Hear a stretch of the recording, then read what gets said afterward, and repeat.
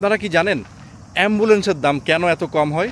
কারণ অ্যাম্বুলেন্স হিসাবে যখন কোনো গাড়ি যায়, বাংলাদেশে ইম্পোর্ট হয়, তখন এইটার ডিউটি খুবই কম টাকা লাগে, নামে মাত্র কিছু টাকা লাগে, যদিও ওটা ফিক্সড করা আছে, মানে আপনি একবারে কম দিতে পারবেন না। কিন্তু ধরুন উদাহরণস্বরূপ যদি টয়োটা হাইসের কথা বলি, হাইস গাড়িটাই বেশি অ্যাম্বুলেন্স হিসাবে যায়, বা অনেক সময় নোহা, ভক্সি, তারপরে টাউনিস, আরও অনেক গাড়ি যায়। যদি হাইসের কথাই ধরি, হাইসের এমনি গাড়ির ডিউটি যদি 10 থেকে 15 লাখ টাকা হয়, তাহলে এটা অ্যাম্বুলেন্সের ডিউটি মাত্র 4 থেকে 5 লাখ টাকা। সো আপনি অ্যাম্বুলেন্স হিসাবে যখন ইম্পোর্ট করবেন, তখন এই গাড়ির দাম কমে যাবে, অনেক কমে যাবে। কিন্তু আপনি কিন্তু লিগালি এই গাড়ি কমার্শিয়াল কারণে বা প্রাইভেট ইউজের জন্য ইউজ করতে পারবেন না। এটাকে আপনাকে অ্যাম্বুলেন্স হিসাবেই এখান থেকে বানিয়ে নিয়ে যেতে হবে, এবং অ্যাম্বুলেন্সের যে জিনিসগুলো থাকে, রিকোয়ারমেন্টগুলো, এগুলো ফুলফিল করতে হবে, এবং রেজিস্ট্রেশনও অ্যাম্বুলেন্স হিসাবে হবে।